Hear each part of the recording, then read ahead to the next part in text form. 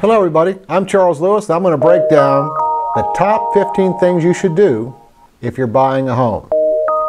Number 1, save for your down payment. This one starts long before you even think about looking for a house, but will have a dramatic impact on your options when you are looking. The standard down payment on a conventional loan is 20% of the sales price. You might be able to get away with putting less than 20% down, but then your lender will probably require you to purchase private mortgage insurance. This protects them if you were to default on the loan. If you do have to get private mortgage insurance, it isn't the end of the world, but it will increase your monthly payment. For planning, you can budget about a half to a full percentage point.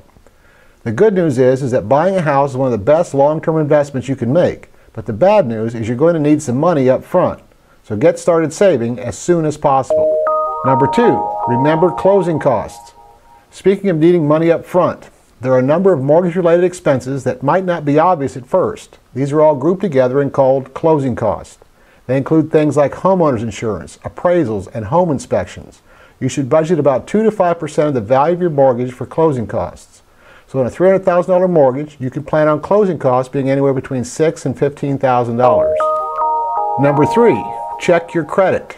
Your lender will eventually look at your credit to make a decision on approving your mortgage, but you should know what your credit report says about you so you will be better prepared for the entire process. The higher your credit score, the lower your mortgage interest rate will be. A score above 720 is ideal for purchasing a home, but if yours is lower, that doesn't necessarily mean you won't qualify for a mortgage. Multiple factors are considered when calculating your credit score, such as if you pay your bills on time, the amount of your debt, length of credit history, and types of credit. If you don't do it already, you should make it a habit to check your credit quarterly and fix any mistakes that might appear.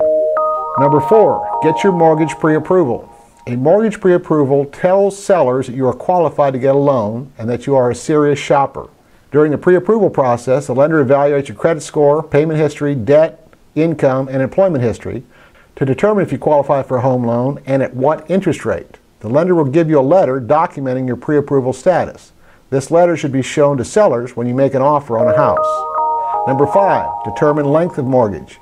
Evaluate both a 15 and a 30-year mortgage to determine which one will work best for you.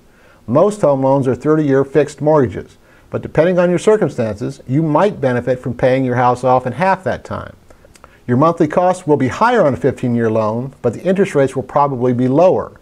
So in the end, you'll wind up paying less over the term of the loan. Number 6, determine how much you can afford. The previous items on this checklist all lead to this one. Your dream home might be that modern 3-story, 4-bedroom, 3.5-bath house with a swimming pool and jacuzzi, but your budget might only allow for something smaller and less extravagant. Before you start putting together your wish list for your dream home, run the numbers and figure out how much you can actually afford. This will save you tons of time when you're house hunting and will also allow you to focus only on the properties within your budget. Number 7, get a buyer's agent. You might think you can save money by doing it yourself, but the services a real estate agent can offer you are far more valuable than their commission. First of all, they can help you avoid making costly mistakes. In Texas, a real estate agent is required to have a minimum degree of competency before they can be licensed. They're also required to have a sponsoring broker. This means that even if your agent is brand new to real estate, they probably know more about it than you do, and their broker has been doing this for at least 5 years. This might be your first time buying a house, but they will bring a combined experience of hundreds, if not thousands, of real estate transactions. Your agent will also do a lot of house searching for you, help you negotiate a better price, and ensure the contracts and paperwork are filled out correctly. Number 8, avoid any other big purchases.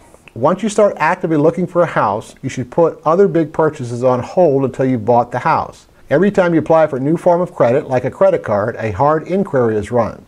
This can cause your credit score to take a slight dip. Not to mention that any additional debt will impact your debt-to-income ratio. You might have a pre-approval, but if anything on your credit report changes substantially before your mortgage is approved, that new car or washer and dryer could wind up preventing you from getting that dream house. Number 9, choose the neighborhood carefully. Location is everything, and for a good reason. The neighborhood you buy in will shape your daily living experience and should match your preferred lifestyle. Things to consider include the school system, crime rate, walkability, public parks, access to shopping, restaurants, and other cultural amenities. Number 10, determine commute time. The location of your home will greatly impact your commute time to work, for better or for worse. Before buying, consider your method of transportation and the amount of time it will take you to reach your workplace. Number 11, stay within your budget. The amount you can afford to spend on a house and what the bank agrees to lend you can sometimes be two different numbers. Your mortgage lender might offer more money than you actually need, but this can be dangerous because your monthly payments will be higher than what you've budgeted for. Stay on the safe road and stick to your budget.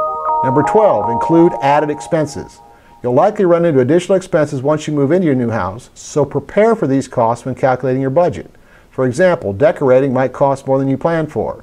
Things like furniture, fixtures, lighting, paint, carpeting can add up quickly. Number 13, consider repairs and renovations. Paying for repairs, maintenance, and renovations will be a constant expense after you buy your home. If you're moving from an apartment or a condo, you might be surprised how much it takes to maintain the landscaping, keep the gutters clear, and fix things up around the house. Structure your budget to avoid being surprised by these additional expenses. Number 14, don't forget moving costs. Depending on how much stuff you have and how far you're going, moving can cost anywhere from $1,000 to $5,000. Prepare for this in advance by budgeting for it and by using your move as an excuse to clean out and get rid of old furniture and things you don't need anymore. If you reduce the amount of stuff you have, you will also reduce the cost of moving that stuff. Number 15, get a home inspection. Unless you're buying a brand new house, don't skimp on the home inspection. When it's time to get the inspection, you might already feel so overwhelmed with all the other costs that you think you can do without one. Not true. Along with the condition of things like foundation and the roof, a home inspection can reveal things you might not have known otherwise, like mold or pests. Well, that's all we have time for today. Be sure to subscribe to the channel so you get instant access to all the new episodes. I'm Charles Lewis, and I'll see you next time.